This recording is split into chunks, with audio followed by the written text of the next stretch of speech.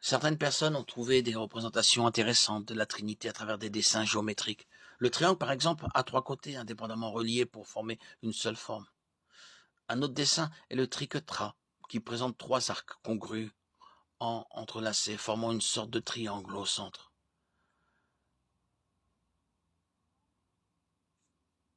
Dans son petit livre Flatland,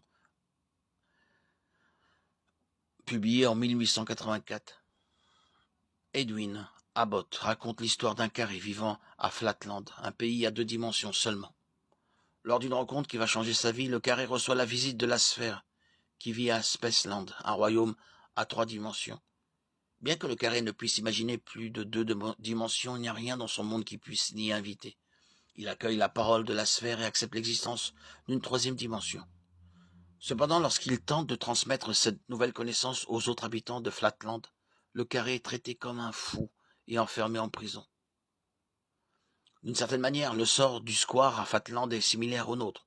Nous ne pouvons pas comprendre le concept d'un être trinitaire, pas plus que le carré ne pouvait comprendre la sphère.